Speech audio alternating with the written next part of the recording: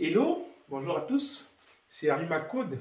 Aujourd'hui, dans la suite de notre cours sur les fonctions, nous allons parler en fait principalement des ensembles de définitions.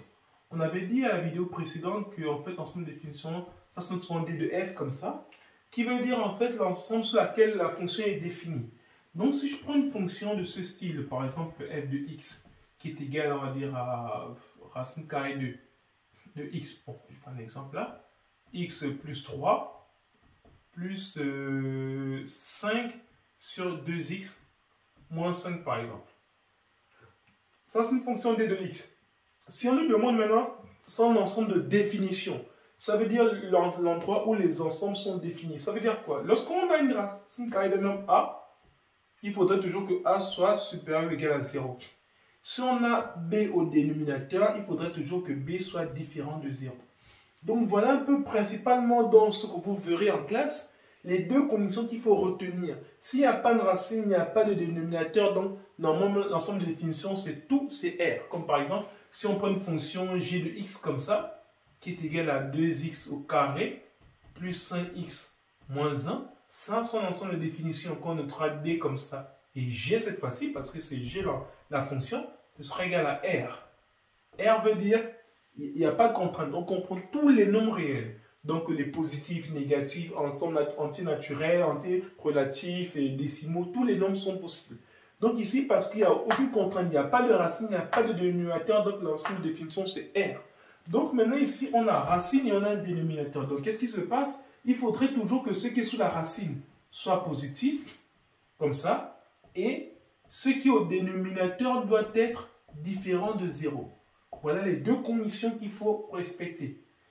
Et donc là, ce qui va se passer, c'est qu'on aura donc x supérieur ou égal à moins 3 et 2x différent de 5. Ça veut dire x différent de 5 demi. Ok? Donc ici, qu'est-ce qui va se passer? C'est quoi l'ensemble de définition? On avait dit tous les nombres supérieurs ou égal à moins 3. Donc on va dire c'est comme ça. Voilà ici 0, on a moins 3 qui est là. Donc on va dire, on commence, on ferme ici. On prend tous les nombres supérieurs à moins 3. Mais il y a un problème, il y a un nombre 5 demi qu'on ne doit pas prendre. Donc comme ça, donc on saute le 5 demi ici et on continue juste après, jusqu'à plus l'infini. Donc ici, si on veut maintenant si on veut définir maintenant l'ensemble de définition, on va donner ça comme ça. D de f comme ça, qui serait égal à, comme ça on a dit, moins 3, déjà, jusqu'à moins 5, jusqu'à 5 demi, pardon. Après, on dit union 5 demi à plus l'infini. Qu'est-ce que j'ai fait là? J'ai dit en fait, on prend de moins 3 jusqu'à 5 demi. On ne prend pas 5 demi, donc pardon, ici j'ai fait une erreur là. Je corrige comme ça. On ne prend pas le 5 demi. Donc ici, on prend, j'ouvre pour dire qu'on ne touche pas avant, on ne le touche pas après, et on va jusqu'à plus l'infini. Donc voilà ce qui est défini. Et c'est ça l'ensemble de définition de notre fonction f. Donc voilà un peu simplement ce que c'est les ensembles de définition. Donc il faut juste voir les conditions d'existence. Une fonction existe, une fonction f de x existe ou bien f est définie si seulement tout ce qui est sous la racine est supérieur ou égal à 0 et tout ce qui est au dénominateur est différent de 0. Donc voilà un peu à quoi on peut définir des ensembles. Maintenant je peux faire un exemple. Ici on nous a dit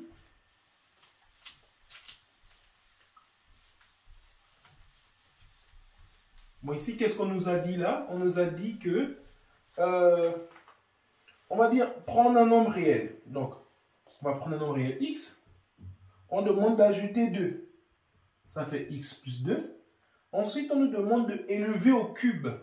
Donc, on a pris un nombre réel x, qu'on a ajouté 2. On a élevé au cube. Ensuite, on nous demande de retrancher 5. Donc, c'est ça. Moins 5. Et après, on nous demande de prendre l'inverse. Ça veut dire donc, la fonction en question, c'est f de x égale à 1 sur x plus 2 au cube moins 5. Voilà. Donc, voilà la fonction qu'on nous a demandé. Et après, on demande de calculer f de 1 et f de 0. C'est bien ça, f de 1 et f de 0. D'abord, la première chose, avant de tout faire comme calcul sur une fonction, quand on l'a, c'est d'abord de trouver l'ensemble de définitions. Ça veut dire que, on ne va pas forcément aller loin, mais ce qu'il faut déjà retenir, c'est que là, on peut, bon, après ça peut être encore technique pour vous, encore à ce niveau-là, mais ce qui est sûr, c'est que il faudrait toujours, à l'avenir, quand vous avez des exercices, toujours trouver l'ensemble de définitions. Bon, ici, on doit demander de calculer f de 0. Ça fait juste 1 sur 0 plus 2 au cube moins 5.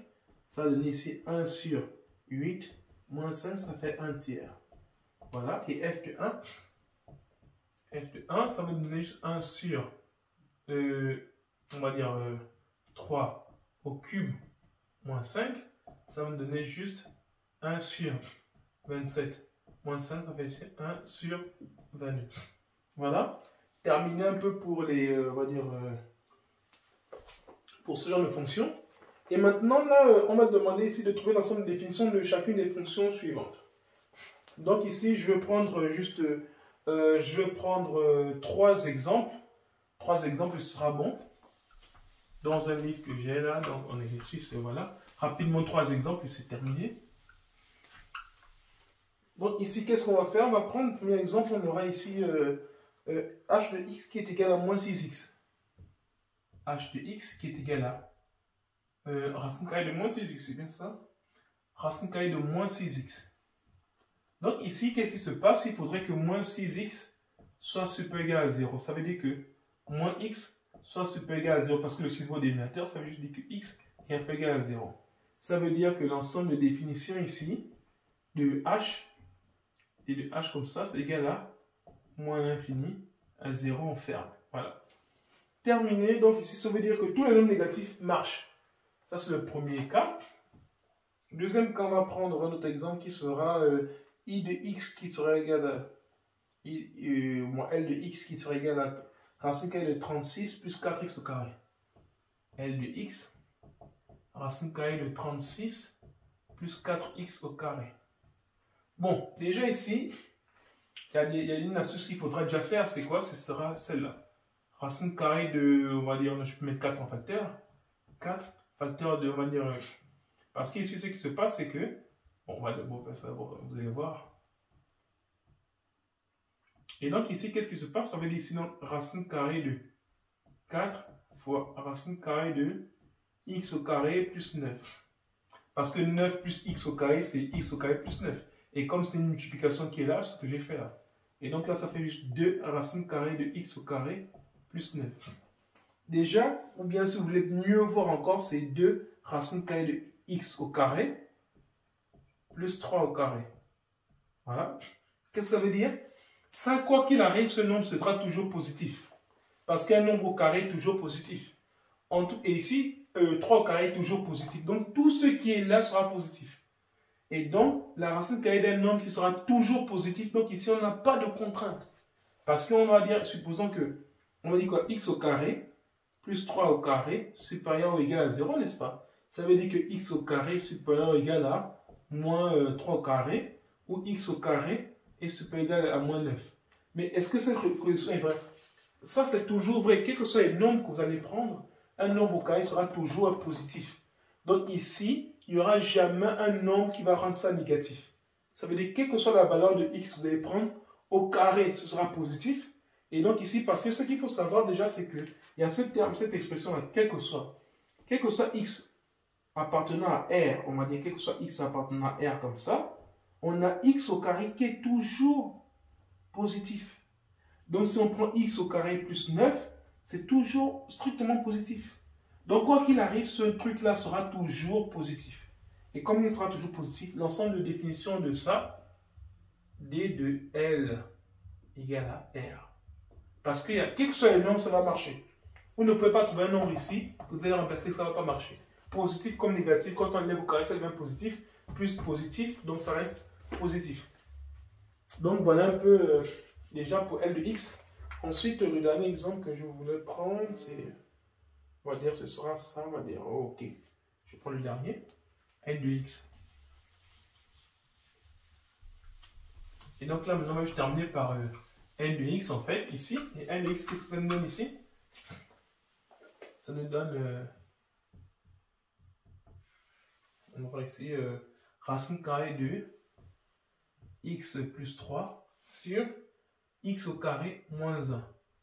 Donc, qu'est-ce qu'on a? On a x plus 3 qui est supérieur ou égal à 0 et x au carré moins 1 qui est différent de 0. Ça veut dire que x supérieur égal à moins 3. Et là, c'est x au carré. Ça veut dire x plus 1, facteur de x moins 1 différent de 0. Ça veut dire quoi? Ça veut dire que x plus 1 différent de 0 et x moins 1 différent de 0.